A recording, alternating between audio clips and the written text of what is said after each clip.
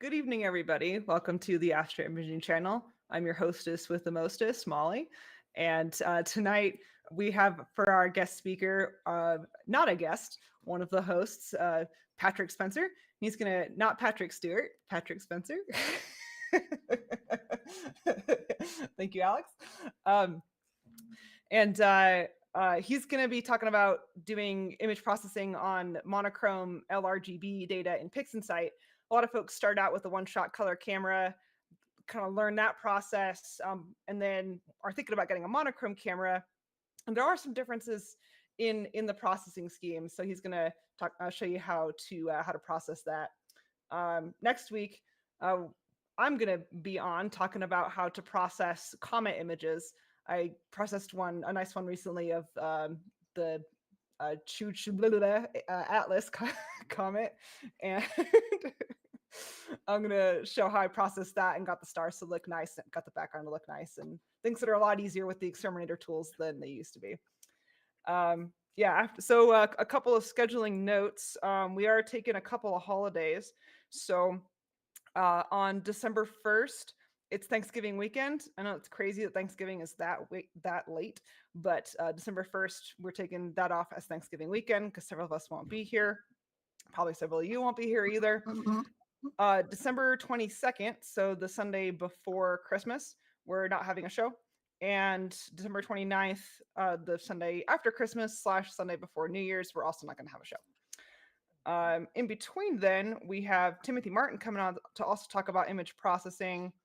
Alistair Simon is coming back to talk about his epic project to image the entire Milky Way in narrowband. If you haven't seen it on Astrobin, it is something else. So that's the next couple of weeks there.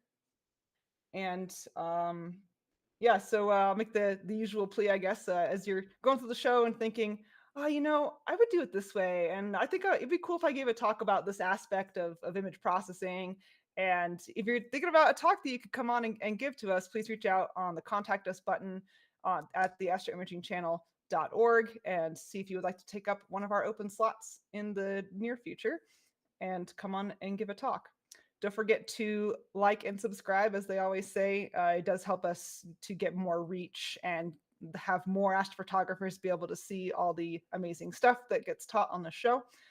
And I think that's about it for announcements. So Patrick, take it away. All right, great. Thanks, Molly.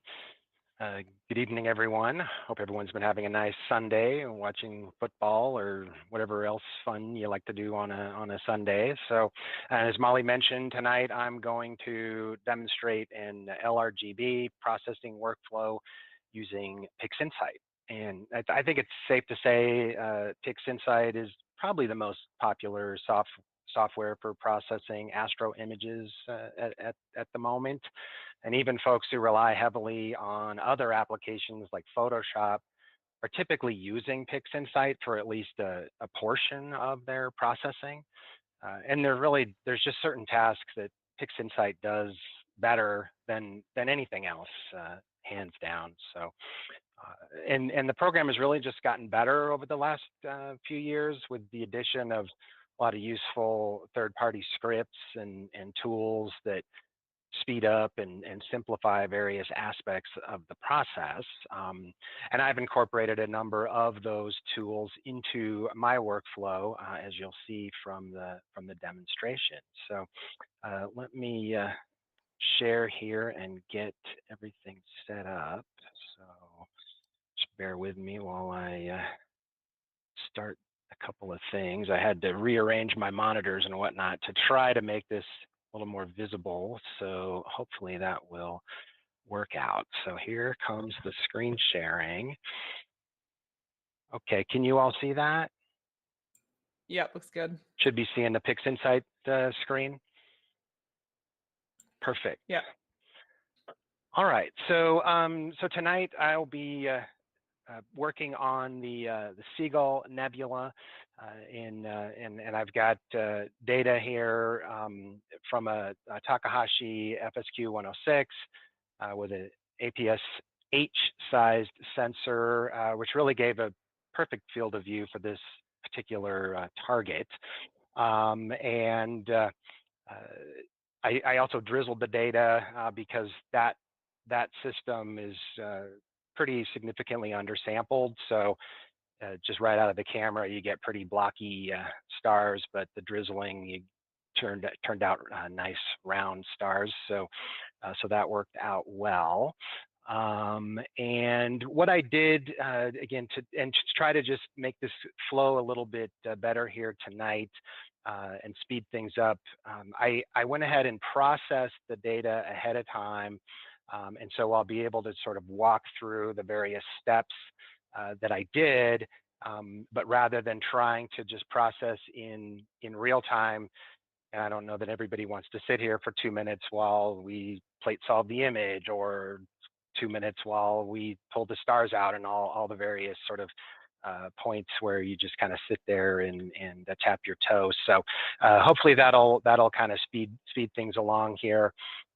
But you can see here from the essentially the processing history from the final image.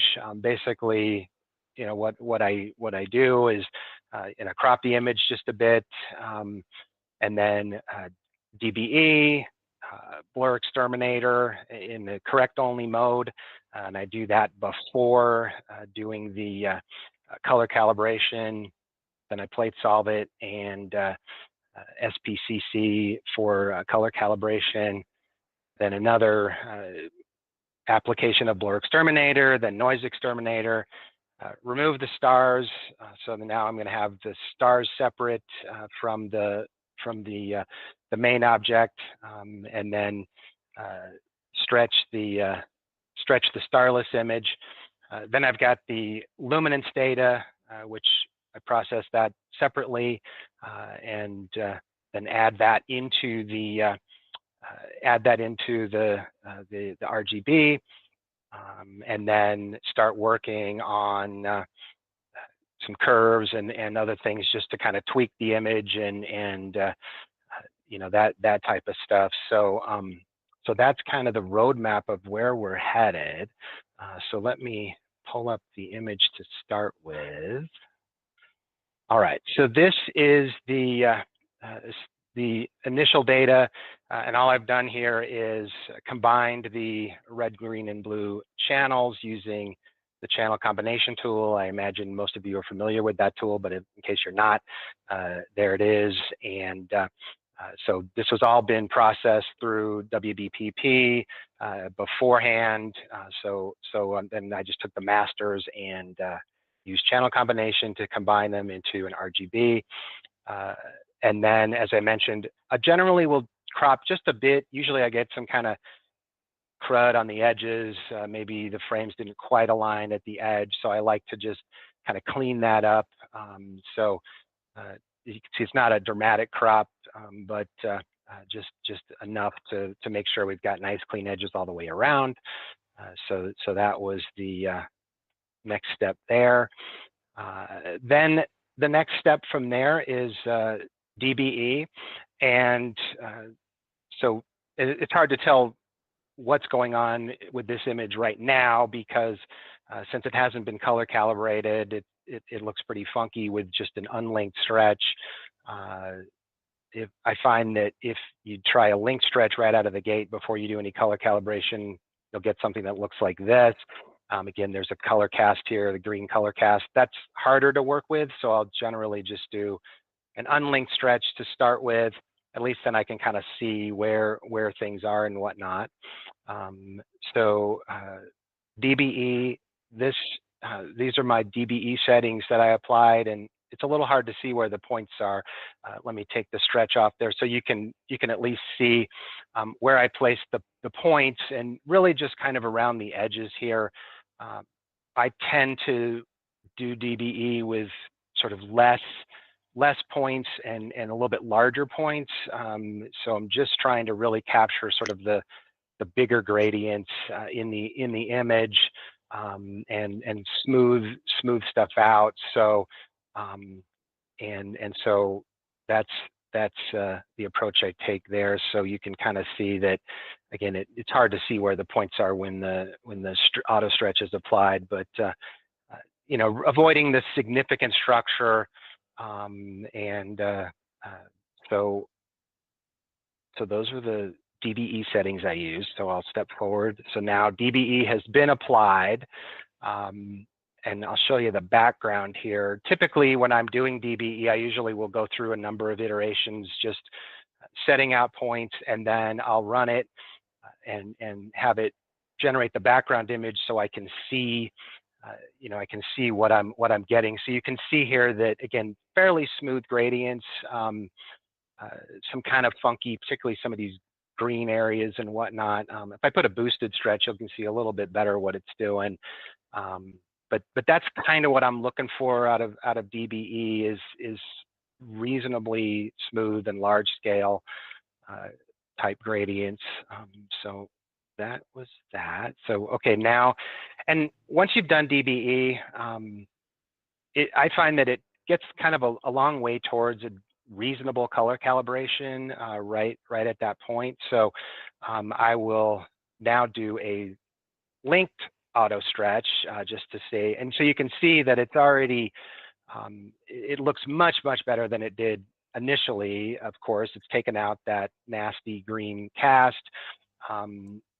This is still, I don't think, where I want to go with the color, but it's gotten a long way there. So all right, so then the next step is to apply. Hold it a second, Patrick. I think we're starting to pile up some questions here. Oh, okay. I gotta skip some of the conversation here. I'm getting lost. I think the first one was from Correct. No, it was from Chandrasekhar.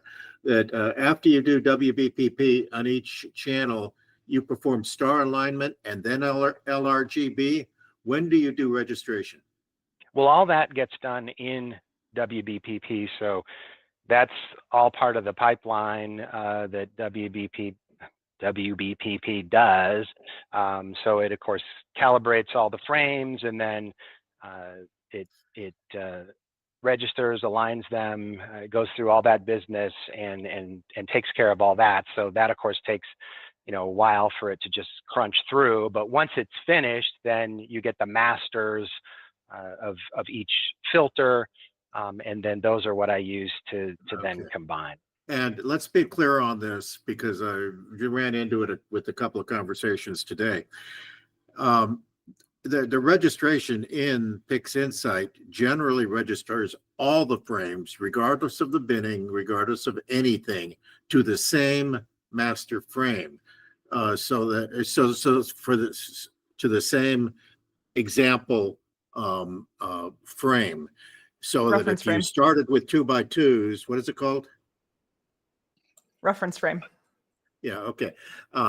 So if you start with 2x2 binning, it registers it up to 1x1 luminance that it's registering to.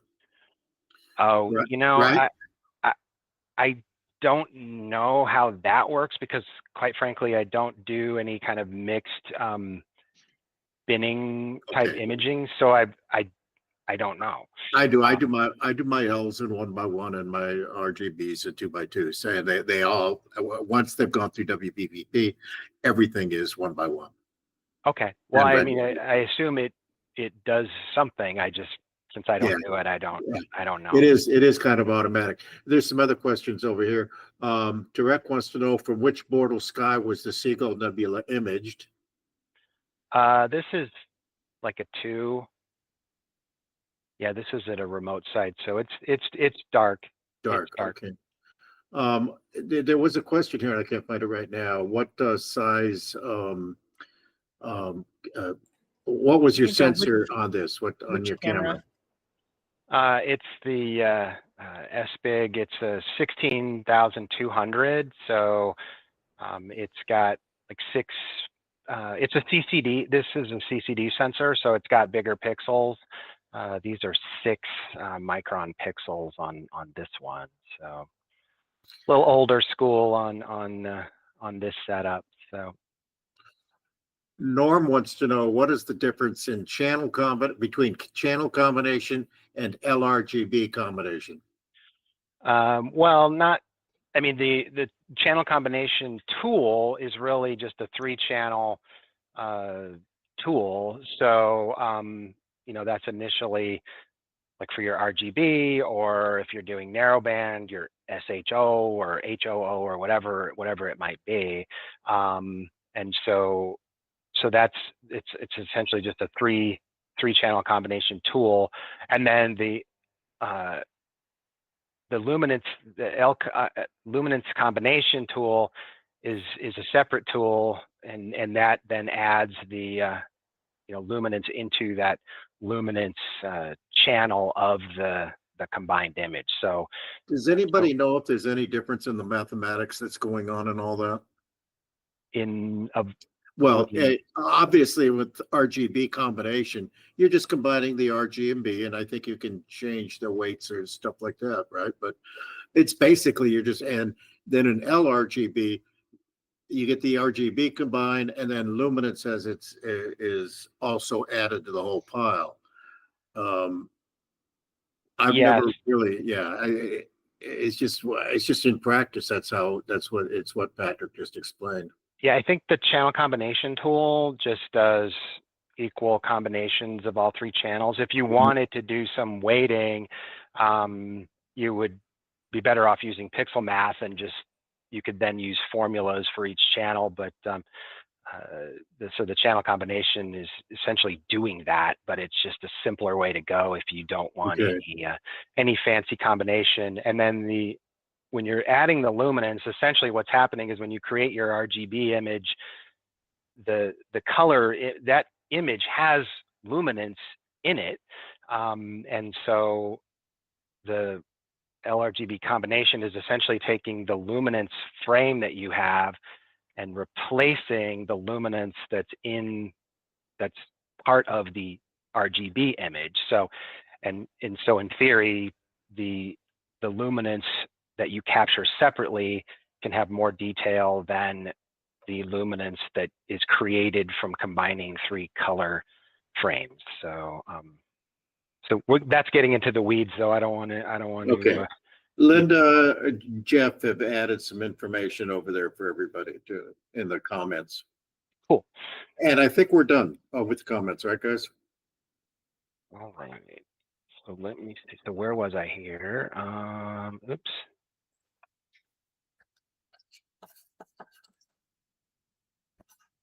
Right. Okay. So I did DBE, and then so the next step then is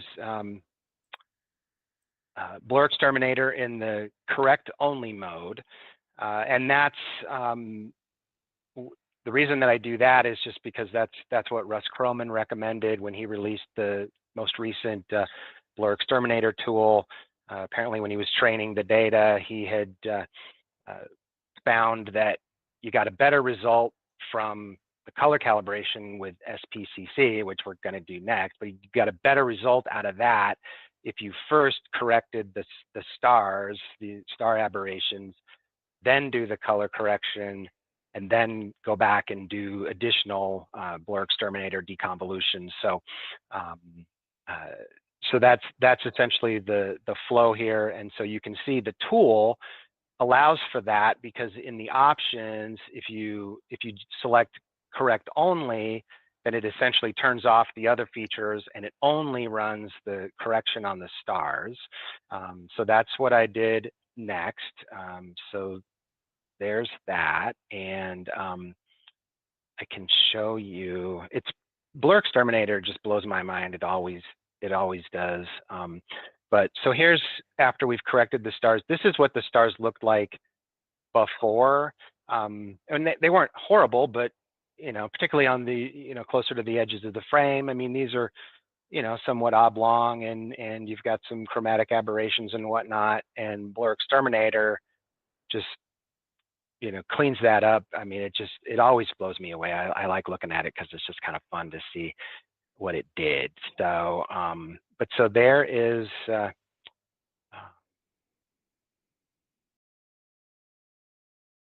Or Exterminator correct only. So now we're going to do, sorry, I'm just trying to resize that. Now we're going to do the color calibration, and I like to use SPCC, the spectrophotometric color calibration, right, in typical PixInsight fashion. It's a tongue twister. But in any event, certainly you've got the just the straight up color calibration tool that folks used for years, and a lot of people still use and get good results with. I just tend to like the SPCC. Usually I find that it produces a better result. So that's what I tend to use. And so the thing with that is that you have to plate solve the image first, because it's essentially, it's going to make determinations about what the star colors should be by essentially comparing it to a database of stars. And so you first have to run the image solver. So I'll just at least show what that window looks like. So you just set it up here. Most of this stuff generally it pulls it automatically from the FITS headers and whatnot. If you don't have that information, you might have to enter some of the data specifically, but generally I find that it all seems to pull just fine. It takes a little while to, I think when I ran this, it was like about 2 minutes. So we don't want to sit here for 2 minutes. So that's partly why I did this in advance. So I'll step forward. You don't see any difference, of course, because it's just plate solved and the data is now in the image. So now we're ready for SPCC. And so the first thing I will do with SPCC is to make a little preview to use for the background, so it can do background neutralization and point it to a preview. And so it doesn't have to be big. I just look for something that looks to be background in the image, and sometimes it's easier to find a spot. This is the one I picked here. Just draw a tiny little preview, and then when you have the preview, you can just drag it over here and drop it into the region of interest, or you can also pull it from here and tell it which preview you want to use, however you want to do that. But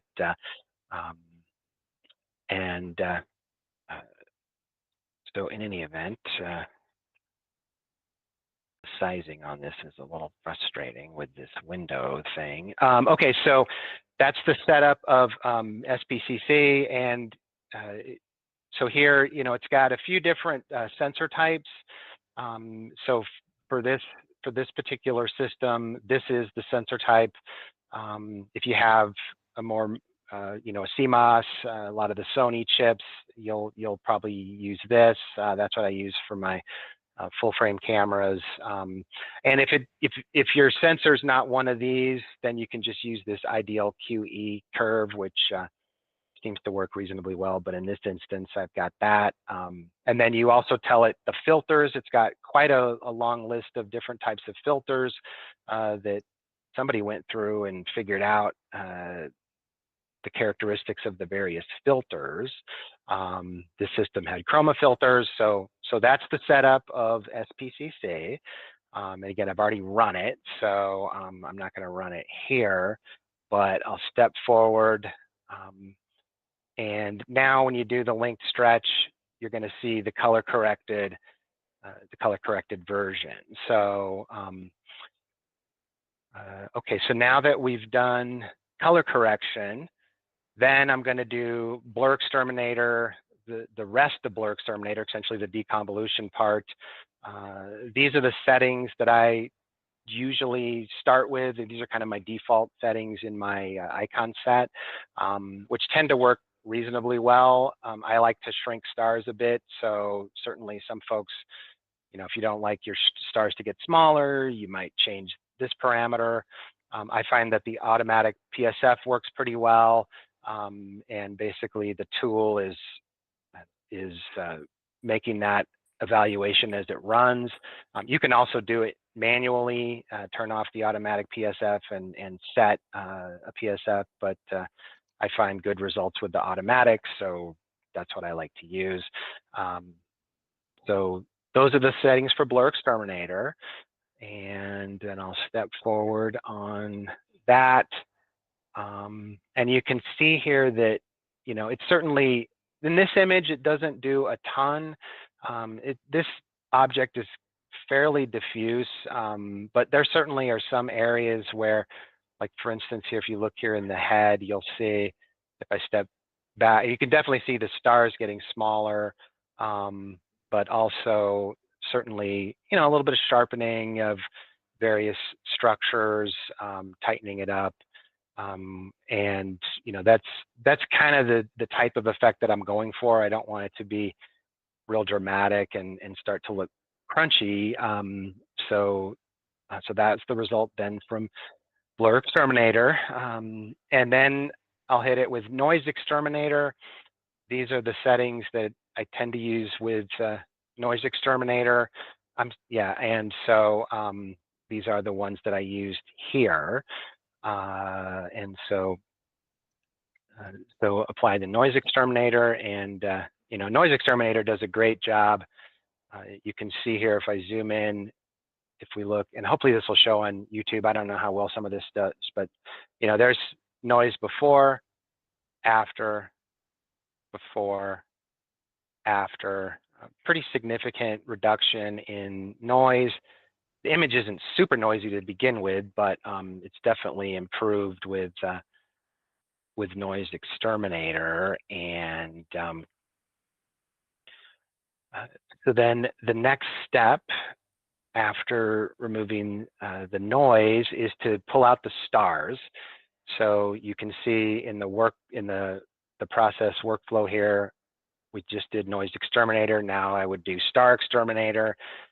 And again, that's something that takes a little while to run, even though I've got CUDA set up on my machine and it's reasonably fast. It still takes a little bit of time. If you didn't have CUDA, you'd be waiting for, I don't know, 10, 15 minutes or something. But in any event, so the next step, we'll pull out the stars. So the stars are now out, and the settings that I use for that, because I haven't stretched the image yet, so it's still linear at this stage, which you can tell because there's an auto stretch, because you can see the little green bar here.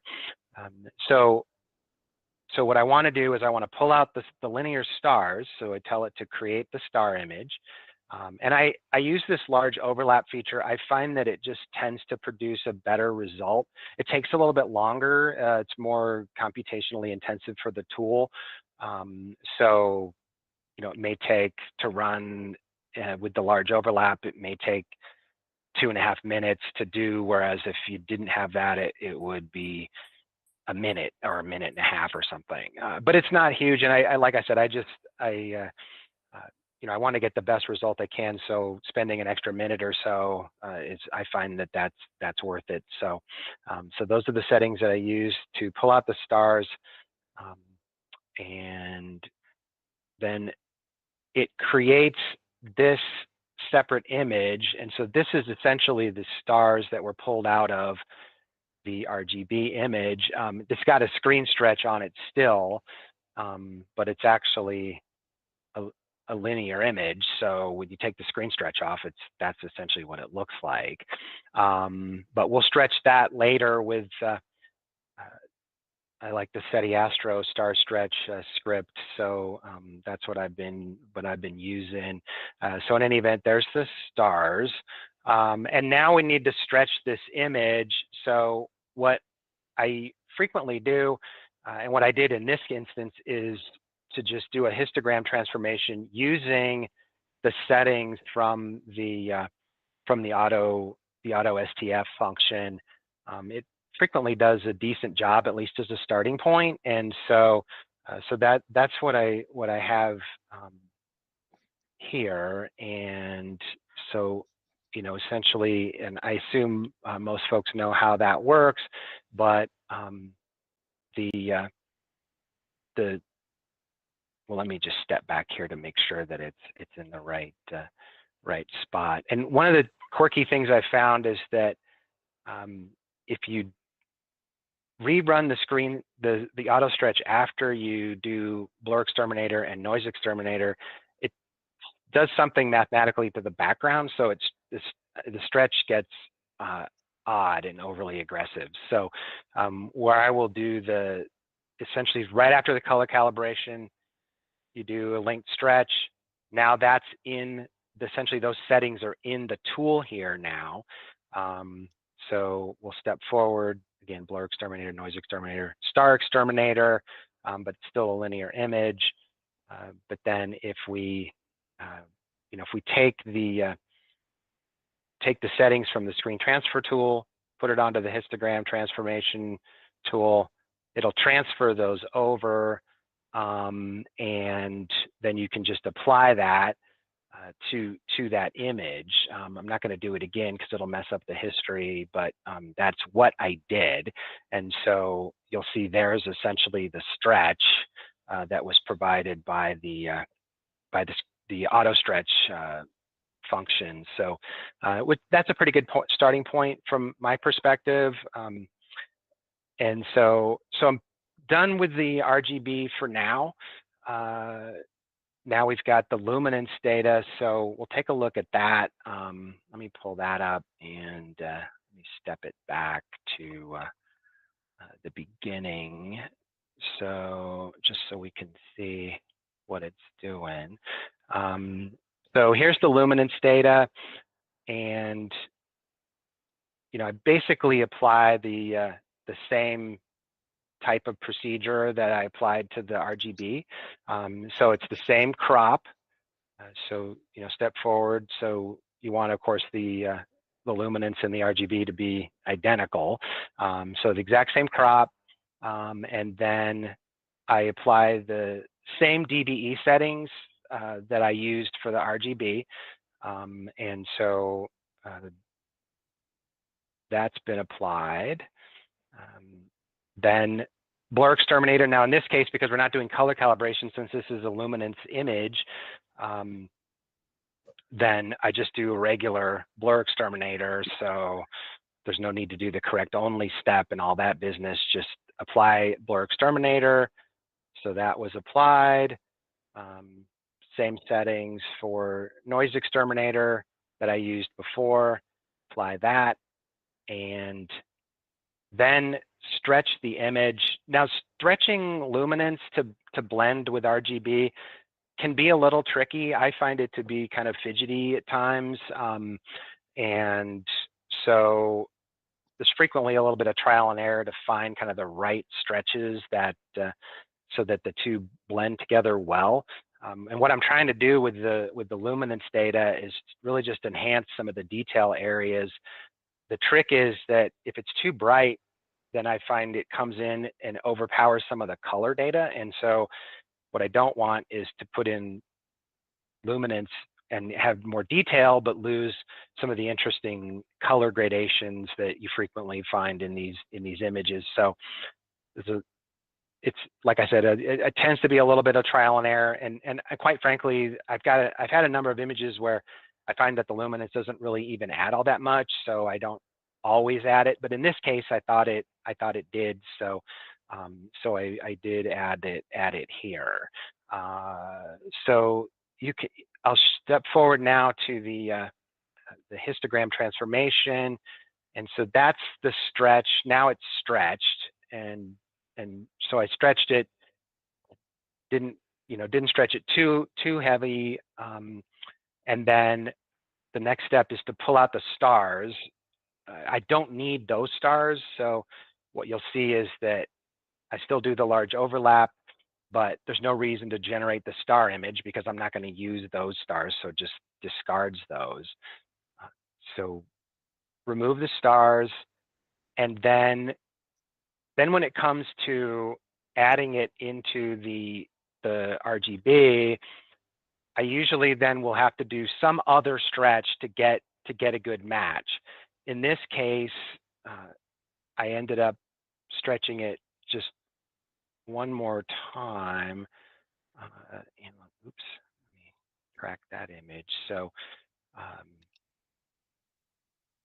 so I stretched it just a bit more. And typically, what I'll do to figure that out is kind of a trial and error.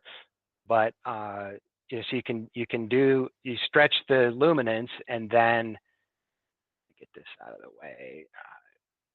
I'll pull up the RGB, and I'll look at some areas that I'm trying to pull out more detail and create previews, and then it runs quicker if you just hit it with a preview. So for instance, maybe I'll make a preview here, and some of this stuff is kind of interesting, and maybe this area. So then you can apply the LRGB combination to these previews. It goes a lot faster, and you can see, oh, I didn't like what it did. Then you can go back to the luminance, tweak the stretch, apply it again. So that can be, it can take a while, and each iteration, if you're adding the luminance in to the full image, it takes a little while. So the previews make it a whole heck of a lot faster. So I'll generally just do that until I find one that seems to work well, get rid of all those previews, and then do the combination with the LRGB combination tool. This image has a bit of a quirk. So I did something a little different here, and I'll show you what I'm referring to. So when I pulled out the stars, if you look here at this feature, Star XTerminator got confused, and it wasn't, it left this here. That's not super prominent in the RGB image. If you look at it, it's still there. So obviously the AI just couldn't fully figure that out, that was a star, or what to do with it. But it's much less obnoxious in the RGB than it is in the luminance. So if I add the luminance just as it is, it's going to slap that thing right in the center there. And then as I'm stretching and processing the image further, that's just going to continue to get more and more and more bright. If you look at it, it's basically blown out. So I wanted to try to minimize that. And the way that I did that was so I made a mask just to mask this feature out, and then applied that when I did the LRGB combination. So the way I made the mask was to use the game script. And if you're not familiar with the game script, it's one of those, now this game script has been around for a few years, but it allows you to make masks in ways that would be challenging to do with just pixel math. I'm sure it's using pixel math to do it, but I wouldn't know what to do. So, so the game script, basically, if you've never seen it, this is what it looks like. And you can see here, it's actually got the last thing I did. But basically what you do is you just pull up this version of the image. It's a little fidgety, so I find that if I try to zoom too fast, it wants to crash PixInsight, which I don't want to have happen during this presentation. Okay, so there is, so you add an ellipse, you add, essentially you're telling it where you want to make this mask. So you click add, it'll put up essentially this little ellipse. It'll put it not necessarily there, and then I just positioned it where I want it. You can drag it with these handles to the whatever the size is, move it into position. That's the position that I found that I wanted. And so then it'll make different types of masks. You can make a whole bunch of different types of masks, but I just used it to make a binary mask.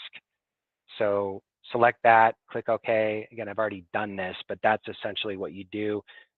And so what I ended up with is this guy. So now this has been processed. So let me step back to the beginning of it. So this is what it looks like coming out of the tool, and it's a binary mask, so that's why it appends underscore bin. I just changed the name, so I've got some idea what it's doing. I called it Luminance Combined Mask because that's what I'm going to do with it. Of course, you don't want something with this very hard edge, so to address that, I will hit it with deconvolution, and so basically just to blur it. and so this is a blurring tool, deconvolution. So these are the settings that I used the first time, the first iteration of blurring. That's what it does. And again, you're trying to avoid having any hard edges here. So it's basically similar as, you know, feathering masks in Photoshop, if you're familiar with that term. I hit it again with deconvolution, just again to get that nice smooth edge. And then what you can see here is that it starts to become much more gray because of the blurring that's happening. So then I will just, and this is typical, so then I'll just hit it with a curve. So this is the first curve, and basically it's just to brighten. So looking at the real-time preview, that's what that's doing, just brightening it up. I did that. I did it one more time just to get, again, I'm trying to get, because I'm trying to block out that star. So I need this to be, it's white right now, but we're going to invert it so that it's black. So that's essentially what I have in that area where the star is, and then you've got the fall off so that, you know, hopefully it'll kind of blend in a way that doesn't look like you just put some sticker or something on your image. So that's the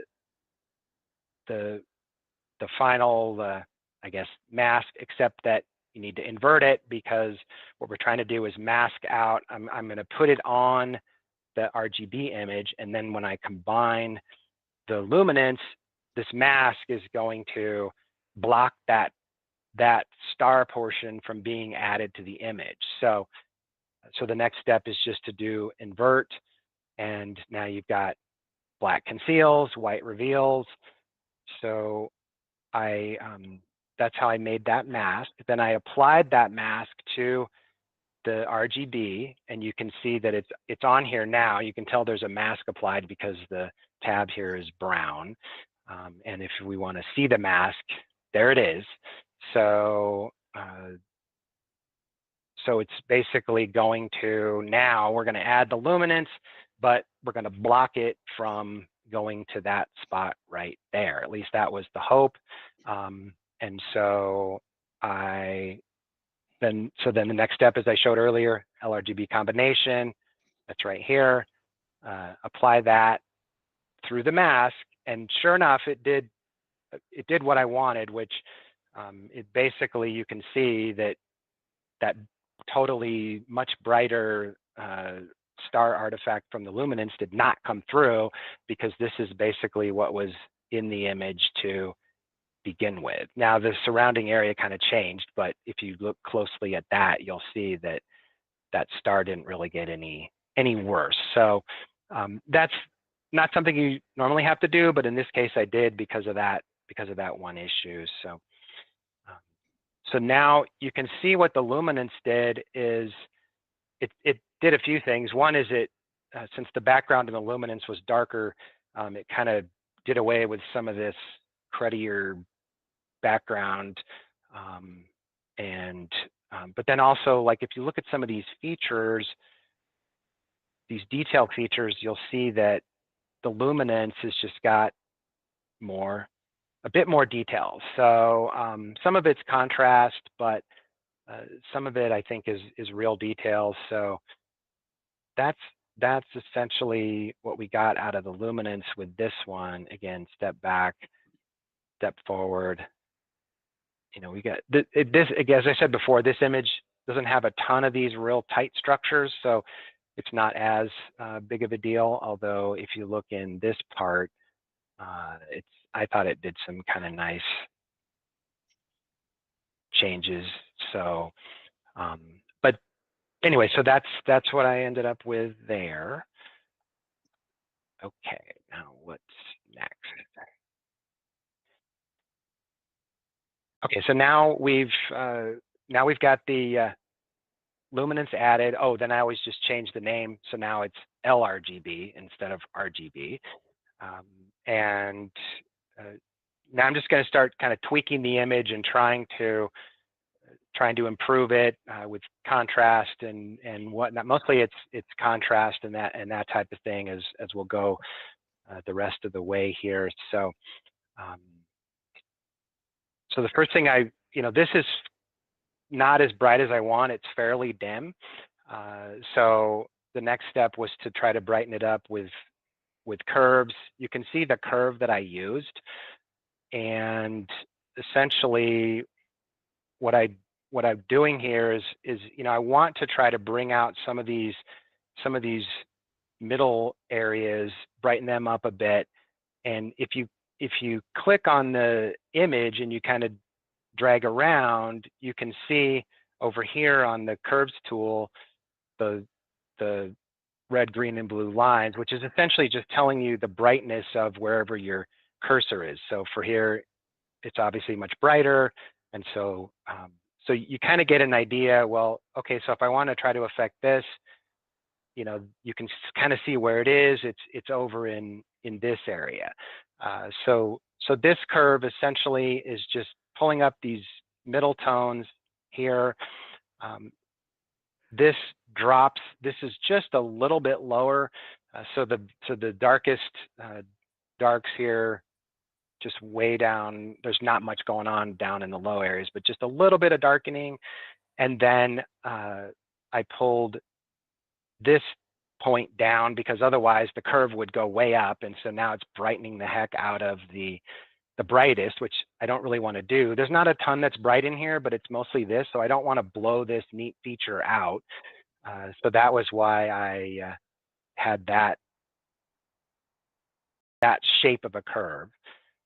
The other thing I tend to do is use masks. And so trying, rather than just applying the adjustment globally, to try to target it a little bit more. I don't really want to be brightening this background. There's nothing going on out here other than kind of icky, blotchy stuff. And so I used a mask, and the way I created the mask, I'll show you the mask here, but this is the mask that I used. And this is the red channel. So so what I did was I just split the channels, and to do that, let me remove this mask first. But so to split the channels here, you've got this tool up here, and it will pull out the red, the green, and the blue channel. So in this case, because mostly what's going on here is red, and so I want to affect the red portions more than other portions. So the blue, I didn't use that. The green, you can see there's not a whole heck of a lot going on in the green. And so the red is mostly where the action is in this image. So that is the channel that I used for that. And close that one. But and you can see here when it does that, when it pulls out the separate channels, it puts this little underscore, and here's R. So underscore R, underscore G, underscore B, so you know which ones they are. So this is the red channel, and that's how I can tell. And then again, I'm trying to kind of just control where the adjustments are going. And since I want to kind of brighten these brighter features more, so I adjusted the mask, and you can see the history of the mask here, which is some curves. Let me step back to the beginning so you can see the progression here. So this is how it started.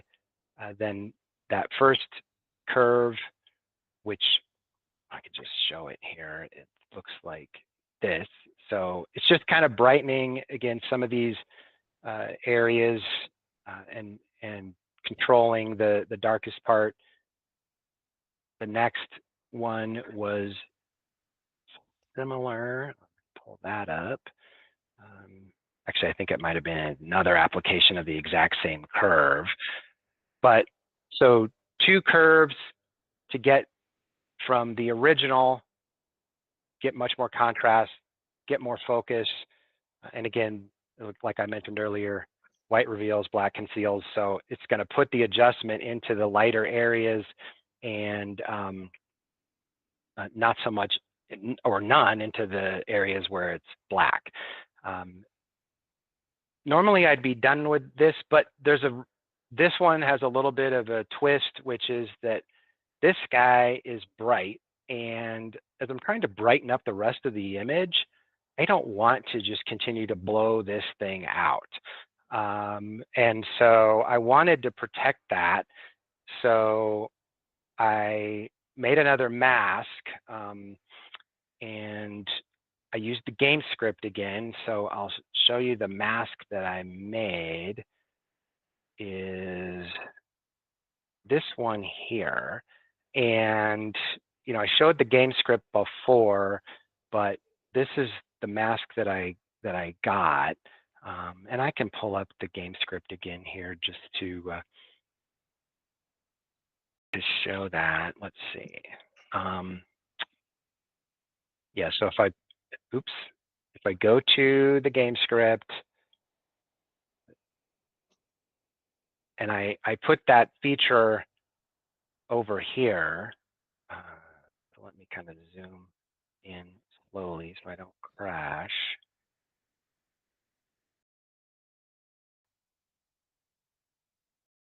So just adding this ellipse, and I basically just kind of positioned it in this area, played with the size, you know, to kind of get it the way I wanted it, just to kind of cover up that feature. And then, as I mentioned before, this game script has some kind of neat functions where you can get that binary mask I showed before. It defaults to this gradient mask where it'll basically just that same shape as you can see that ellipse, but it'll put a gradient from brightest in the center to going out to gray and black on the edges. There's a number of other masks, and this one here, this brightness mask, is basically going to pull the luminosity from this image and use it as a mask. So it's like a luminosity mask, which is harder to do in Photoshop, but I mean in PixInsight. But in any event, that was what I did to make that. So there's the, where did I put that? I think it might be, yeah, here it is. So that's why I said, so it made the mask and it pulled out, you can see here, instead of just making a circle or something like it did with the other one, it essentially pulled this part of the image, and I brightened it up a bit. It seems to dim it a bit when you make these masks. I don't really know why. I don't fully understand how the tool works, but so I brightened it up a bit. Now I have just that area that I wanted to protect, and then what I did to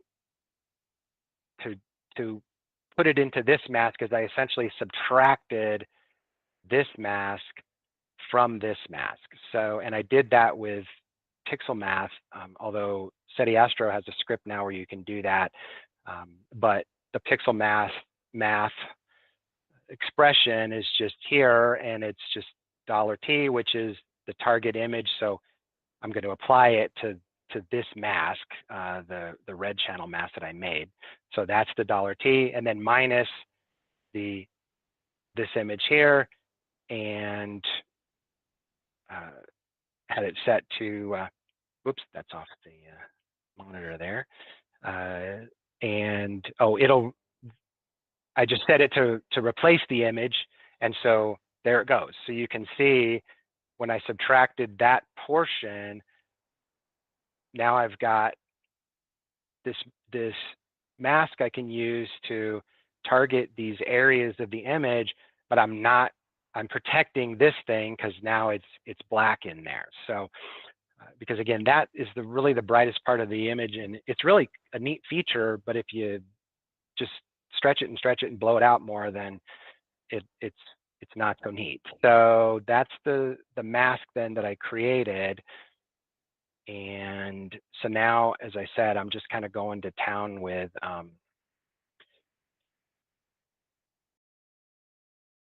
some of these tweaks. And oops, I got to put the mask back on since I took it off. So to put the mask on, you just drag the identifier tab here over to the bar here of the image that you want to put it on.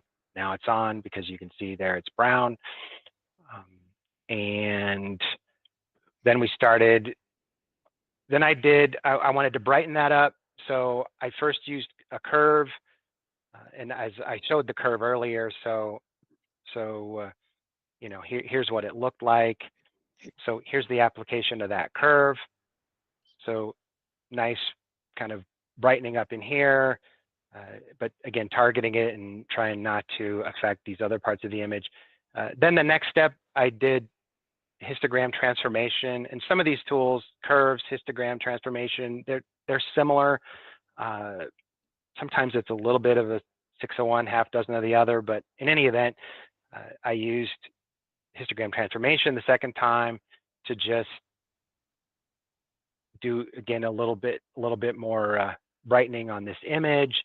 And so when I step forward, that's what I ended up with. And you can see, if you look at this feature that I was mentioning, it's still brightening a little bit, but not so much. You know, it pretty much stays at the same brightness that it started. So that was what I was trying to do, and that worked out. Let's see, where are we? Okay, so now comes local histogram equalization, and I generally apply LHE to my images. This tool is, it's a local contrast tool.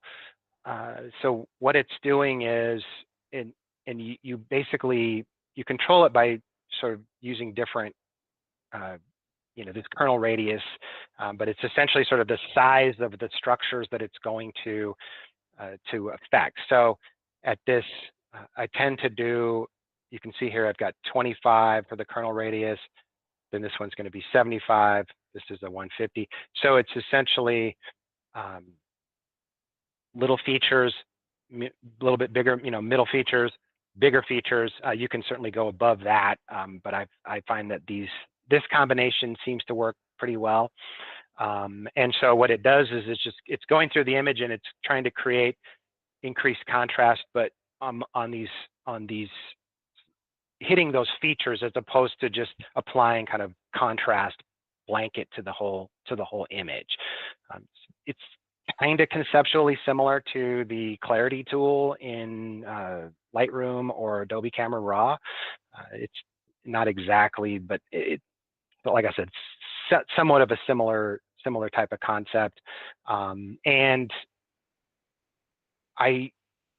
this tool, you could go crazy with it.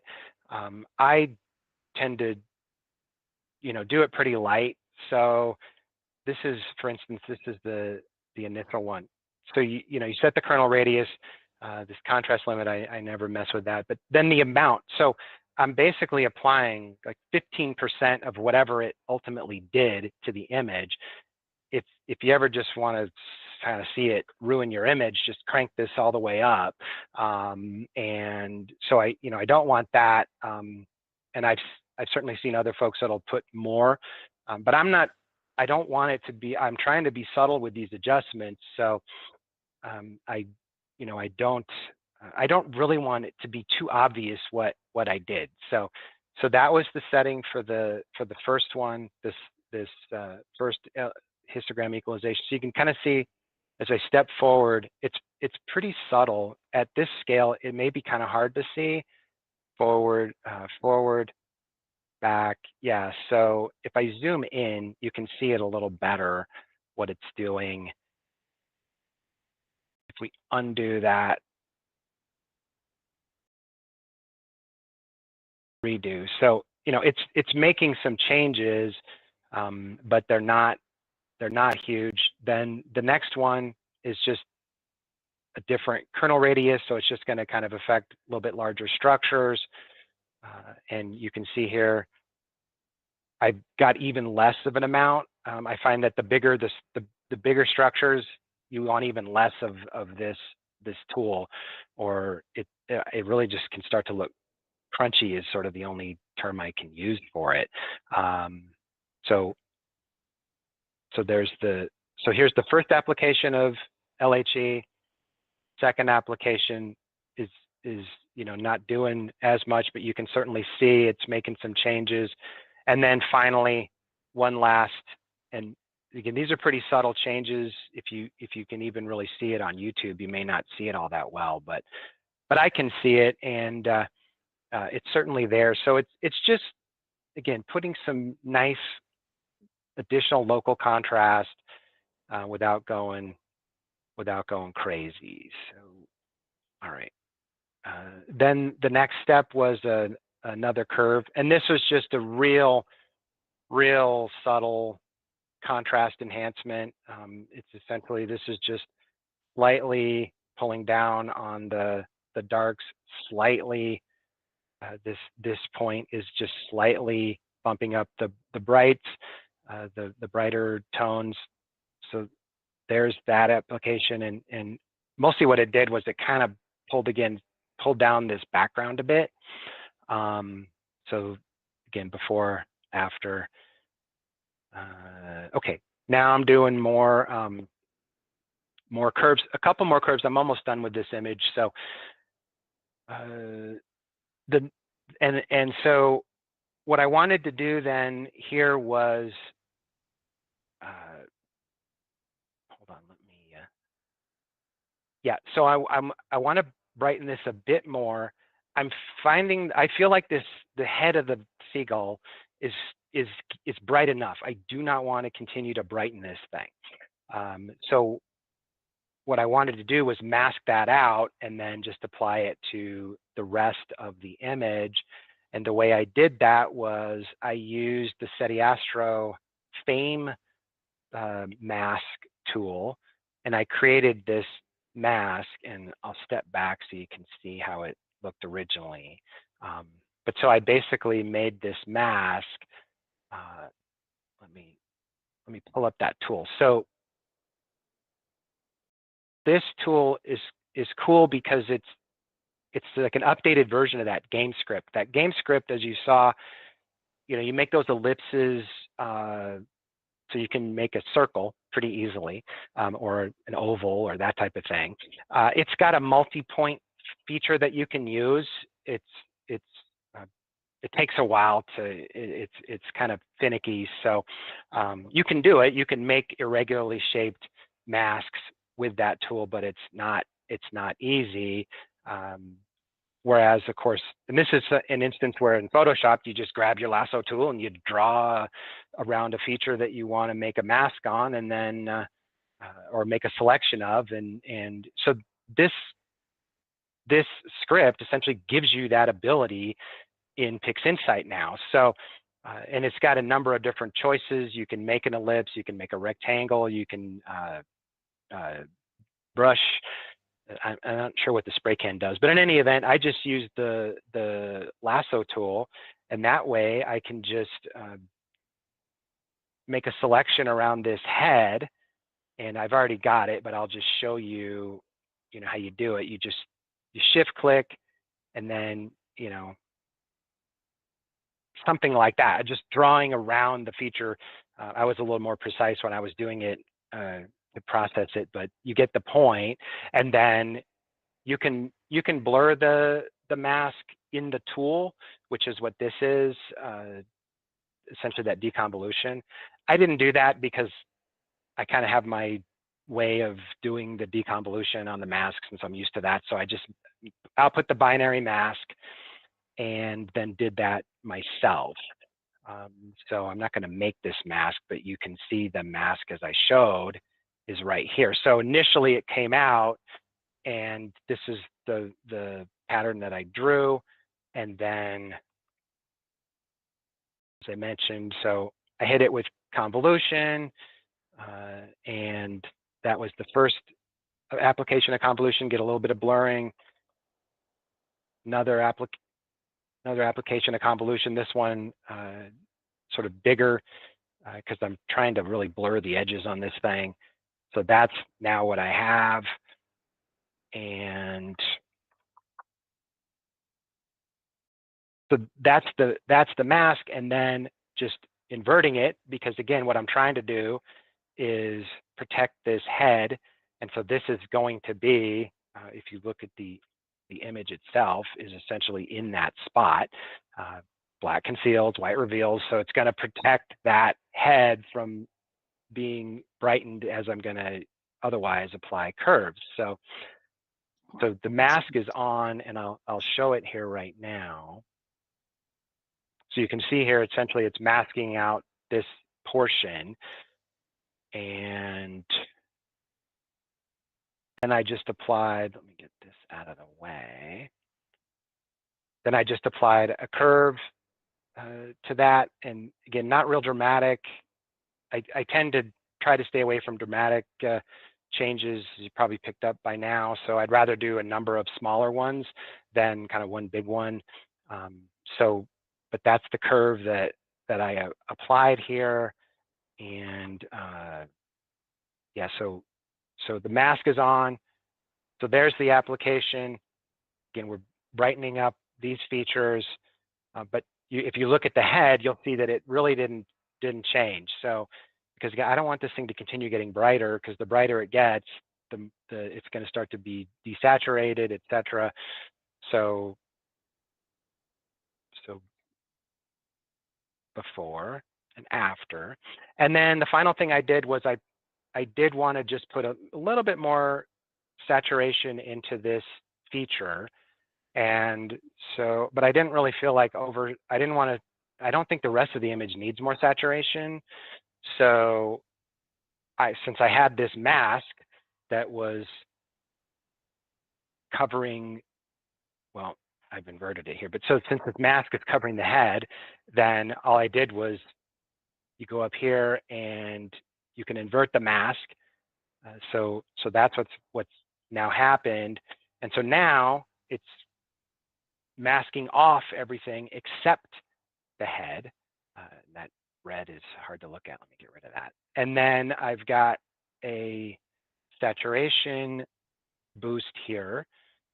And so the saturation tool, essentially the way this curve works is you've got the least saturated is down here and the most saturated is up here. So if you raise this part of the curve, you're increasing saturation in the parts that are less saturated to begin with. And so this is a kind of curve that I tend to do what I want to do is increase the saturation in parts that aren't saturated, but not bring it up so much, or maybe even at all, in areas that are already saturated. So this is my way of really, it's like the vibrance tool in Photoshop, which is what I usually use. I almost never use, I may put just a little bit of saturation, but I prefer vibrance, because what vibrance does is it affects more areas that are less saturated, and it affects less areas that are more saturated. So that's essentially what this curve is doing. And I think that, yeah, so apply that. And again, it's not dramatic, because I don't want to make this thing look like it's glowing, but a little bit more.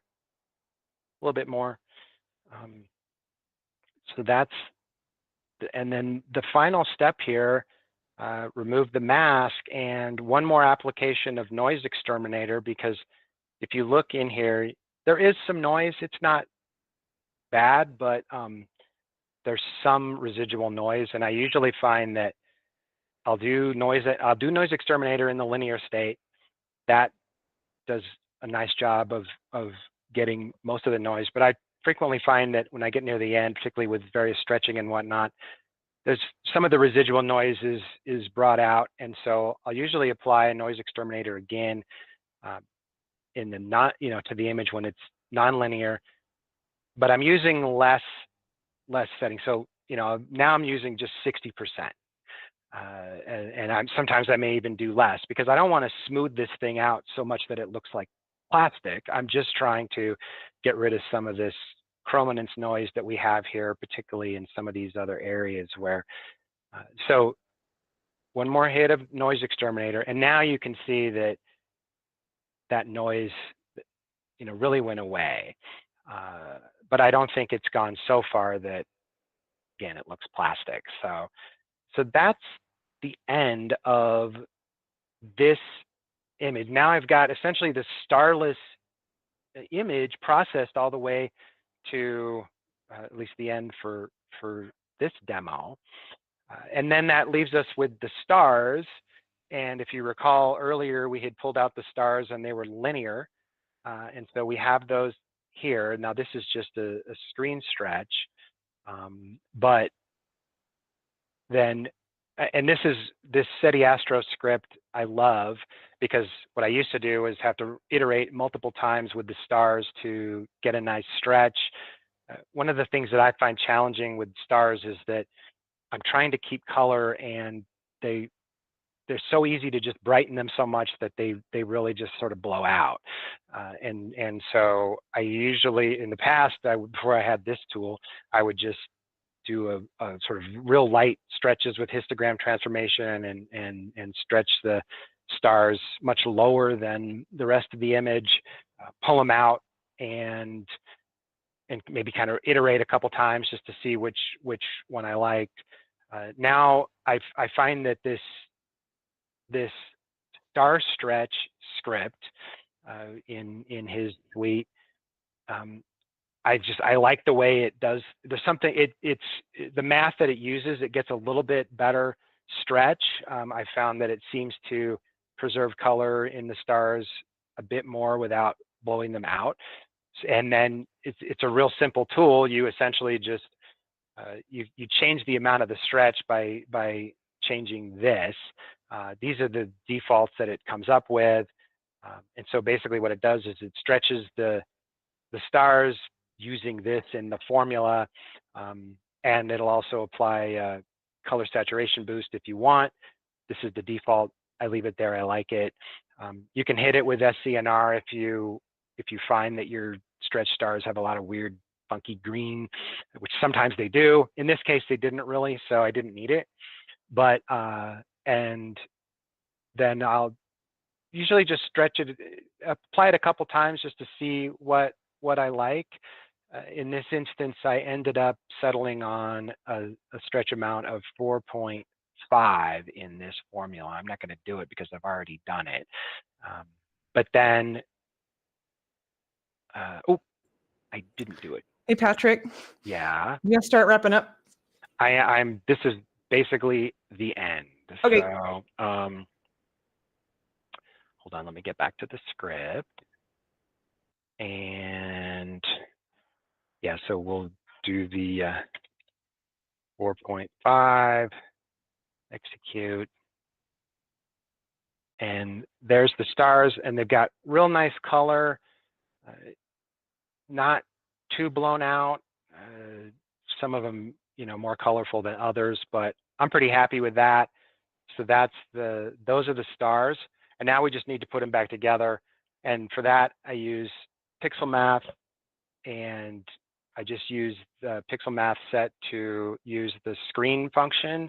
And this is the formula that will screen these stars back in. And so it's going to screen $T, which is going to be the target image, which is the starless image that I'm going to drop it on.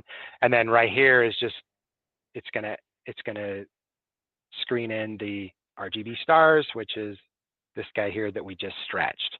And so when I do that, and I've got it set to make a new image so we can see whether we like it without messing up the other one. And so that's the end of that. So that's the final image, which I think turned out pretty well. I'm pretty happy with this object. Is pretty cool. There's a number of these features that are a little dimmer. I like the way this sort of blue hint is in there. And when you start zooming in on some of these little guys, I mean, this thing is really neat. So you can just kind of zip around the image and zoom in, and this is really neat. It's like something is smoking here. So in any event, that's the end of the demo. So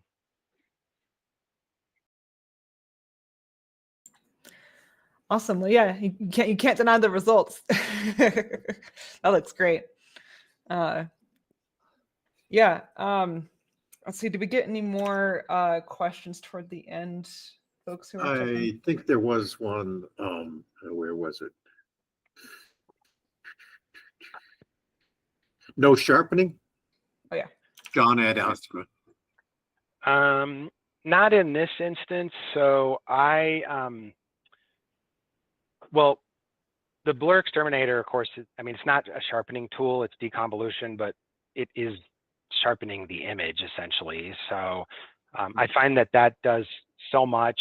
And if I really want to do some sharpening, frequently, more often than not, I'll finish off an image in Photoshop because there are just things I can do in Photoshop that are easier to do in there.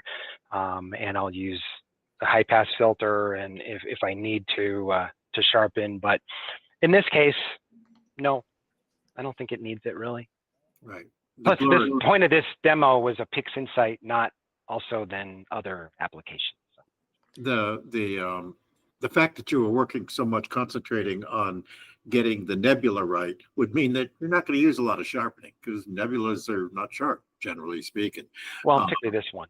Yeah, and the Blur XTerminator's job is, among other things, sharpening those stars. So yeah, I found I haven't really for non-stellar objects.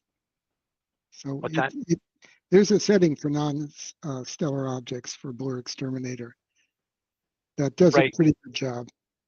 Yeah, so it's essentially, I mean, one of the things it's doing is, this sharpening stars is essentially shrinking the stars, and then, when it's hitting the nebulosity with the sharpened non-stellar, that's the setting here, and you can turn this up or down. So yeah, I found I haven't really needed to do additional sharpening since I started using Blur XTerminator, and it which is good because doing sharpening through wavelets is a very particular process that can either make noise look worse or make some other features look weird, or it takes a lot of finesse to get that to work well.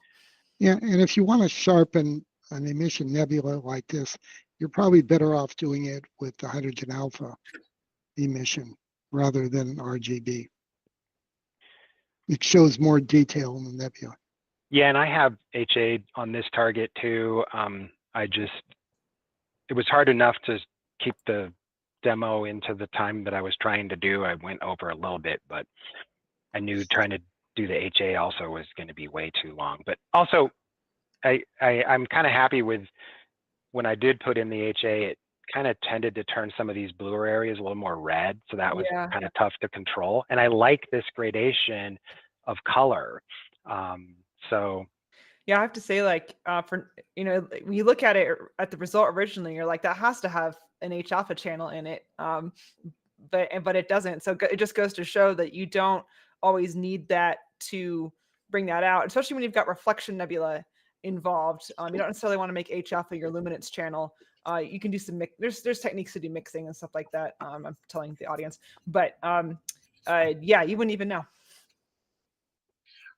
Molly, before we go, let's address He-Man and Anak and a few other guys. We need to say this over and over and over again. We would love to have other people on the show. Could you stop sharing, Patrick? He did. I did. Oh, we did. Yeah, I see. And we put out a request. What you don't realize is that all of you people out there listening to us right now are also part of the Astro Imaging channel. You're part of the community. You know good young imagers. They're in your club. You see them at conferences. You see them at star parties, giving little presentations about this or that or the other thing. Just walk up to them and tell them, hey, look, you should be doing the show on the Astro Imaging channel. They need presenters, and tell them to contact us. Okay, we do not sit idle working on getting people to come. Okay, we're emailing people we know. That's what We do a lot of it. It gets frustrating when we don't get positive answers. But I mean, after 10 years of doing this, we could use some new blood. There's no question about it. And you get asked every week. So raise your hand. We'll say I wouldn't necessarily count Patrick in the old fart category yet. Yeah, Patrick's not. Molly's not in the old, but let's Or see. Jaime. Or Terry. That's as far as I'm going, Eric. I think most of us aren't quite in that. We're getting Yeah, up there, though. actually, At least I yeah. am. Well, I think we have to reserve it for Alex and myself. We're I wasn't generational. gonna say it, but No. It's, hey, listen, you live a long life. You're still active. yeah. It's a good thing. I don't See, this begrudge. hobby is full of a lot of retirees because you need to have money and you need to have time for this hobby. And a lot of people my age have neither of those. So that's why there's kind of this age disparity in this hobby naturally. But you're right. We need new blood. And so you're out there, you know people who are out there, hit them up the ribs and say, hey, you sign up. That's all. Yeah. So with all that, I think that about wraps up what we've got here tonight. I'll be on next week talking about doing comet processing in PixInsight. And then we'll take a break for Thanksgiving. And yeah, anything else I need to say that I'm forgetting? We've already made our pitch. So Just say good night, Molly. all right. Good night, everybody. Right. Good night. See you next week. Youngsters.